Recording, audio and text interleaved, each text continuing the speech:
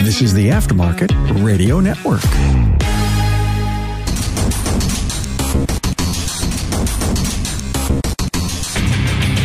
Welcome, everyone, to yet another episode of Diagnosing the Aftermarket, A to Z.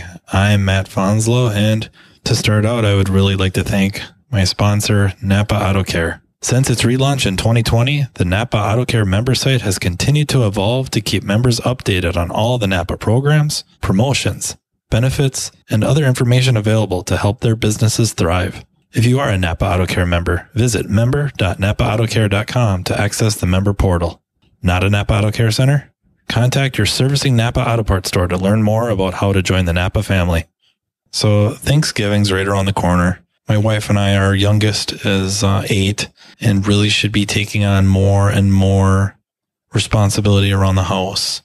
So we're just kind of messing around, researching just different ideas more than anything.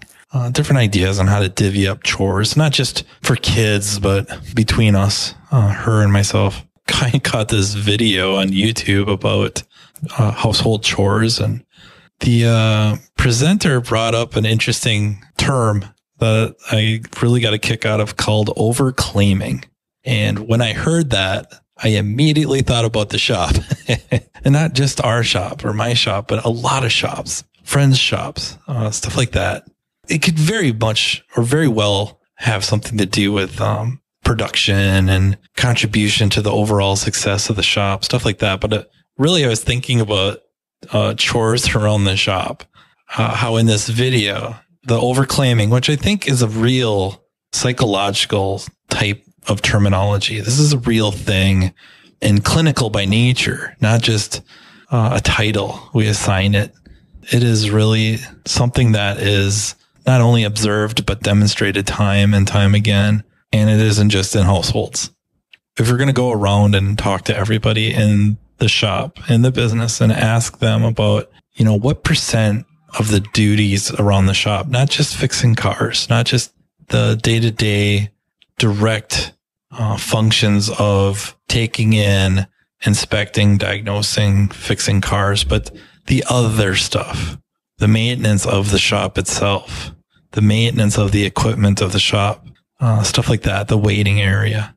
If you went around and asked everyone to just give you a percent of their contribution, when you were all said and done, you would have a number that vastly exceeds 100%. I don't know about you guys, but I think that's pretty spot on exactly what happens. You have a couple that will play the modesty card or be maybe a little overly humble. Those people are being very honest. Ultimately, the fix is to just kind of step back and really think about it and think about what there is all to do. And are you really the only one doing it? Like, really? It's kind of one of them things where back to kind of family stuff with kids get so upset because, the other sibling never gets in trouble. I'm always in trouble. They're never in trouble. They always get away with it. It's just that perception. If they don't see it, it doesn't exist. And it's kind of that same thing at the shop. If you don't see somebody doing something, well, then it must not be getting done, or you're the one doing it. I'm sure there's always a case where there is somebody that's doing the vast majority of it, but the reality is that's probably not true. It can only add up to being 100%. So you're going to be some percent of that. The important part about it, why it's something to consider is, it's how you view your coworkers. It's almost like a respect thing when it boils down to it, respecting their contributions to it. Like anything, it's hard really to be always consistent. Like, so-and-so is always going to be taking out the garbage in their area. But if they're particularly slammed with whatever manner, of issue, most likely due to a vehicle, they may not have got it to at that time, but generally they do take care of it. So I think it's just kind of one of them things where I guess really cultivate a certain type of a, shop culture, or work environment. It kind of starts with maybe a little more optimistic view of your coworkers and their contribution to the day-to-days, not just the fixing the cars, which is extremely important, just what it takes to make the shop go. Like there's more to it than the wrenching. Maybe you're one of those techs or employees in a shop that luck out and almost have people whose jobs it is to take care of that stuff. Car porters, maybe there's a better term than janitor, but something like that. Most people I know do not work in a situation like that. Are you a repair shop owner?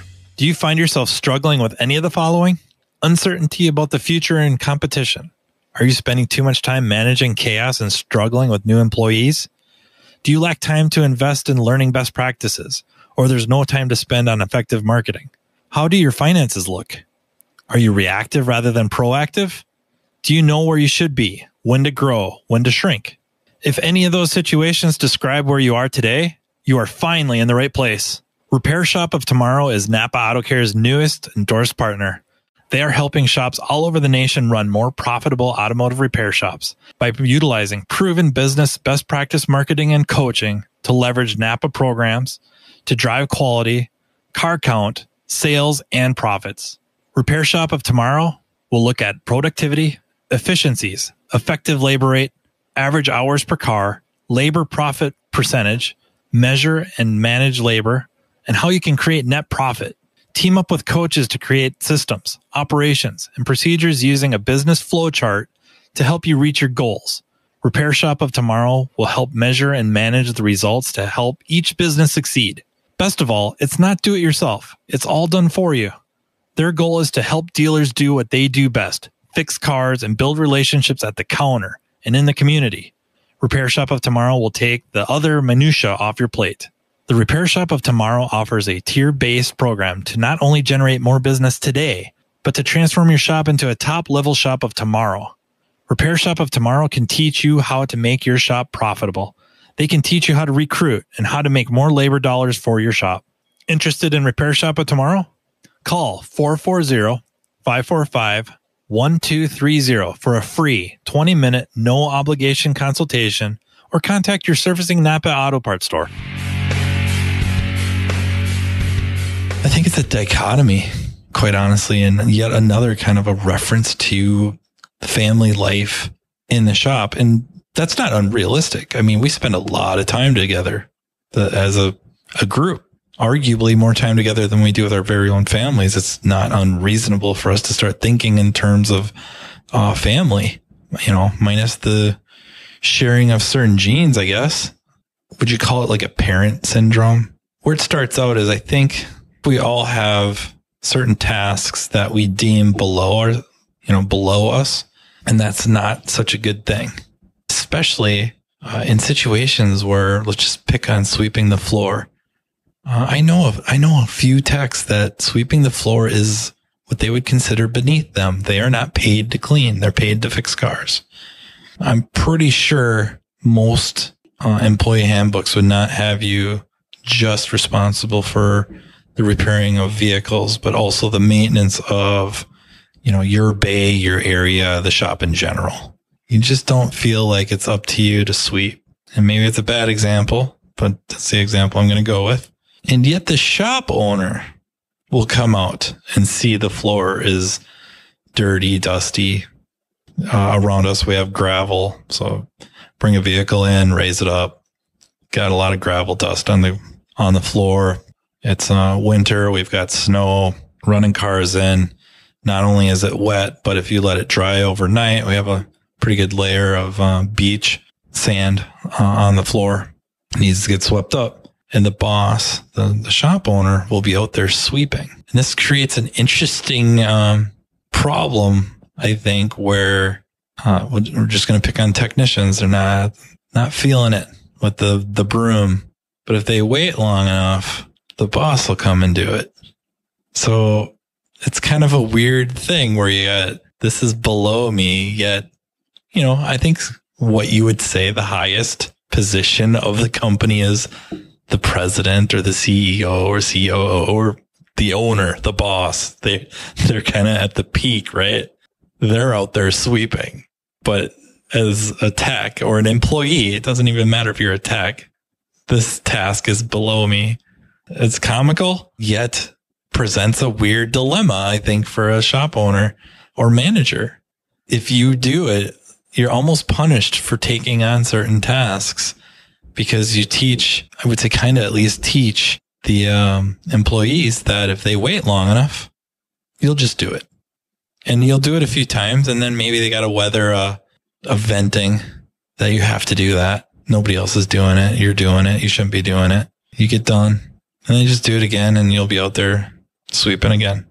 So it kind of offers up an interesting dilemma.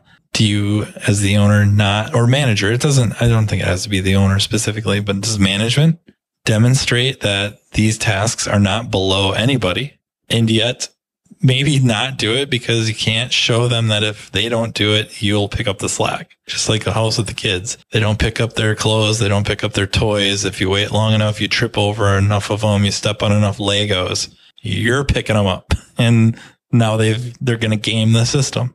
And that's kind of what it all comes down to, right? I've talked about that with flat rate or virtually any system. We don't have to pick on flat rate. It's any system. Any intelligent human is going to start gaming the system to reduce their efforts and maximize their, reward. That would be any intelligent human being. It's maybe a little short-sighted, but it's a reasonable, logical move. It's definitely short-sighted. It's not considering long-term consequences. But then again, America, we, the people of the West, we're not really good at thinking long-term.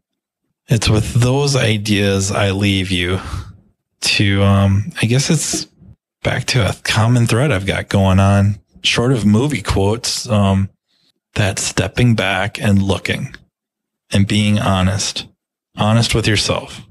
It's really easy to be honest with other people and point out, their errors in judgment, short-sightedness, whatnot.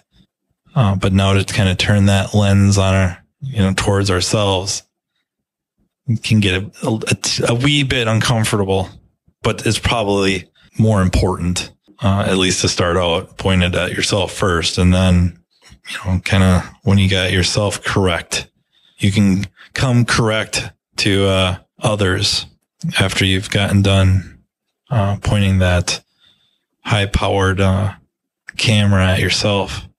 So that's just kind of my thoughts for today, and just want to thank everyone again for listening. Thank you so much for the messages. The feedback has been very humbling, very, very humbling about a lot of the topics covered. I'm always looking for ideas on other topics, and really sky's the limit. If you guys know me, I like to talk about just about anything, or learn about just about anything. So please don't hesitate to reach out to me. I think I'm fairly easy to get a hold of via social media, Messenger. You can email me at mattfonslowpodcast@gmail.com. Please keep the comments coming, keep the ideas coming. If you want to be on the podcast, don't hesitate to reach out. And with that, until next time, everybody take care. You've been listening to Matt Fonslow, Diagnosing the Aftermarket A to Z on the Aftermarket Radio Network. Follow Matt on your favorite listening app. He's very interested in what you have to say. Let him know what you'd like him to cover and come on the show. Matt is all for advancing the aftermarket. Find Matt Fonslow on social media and connect or on aftermarketradionetwork.com.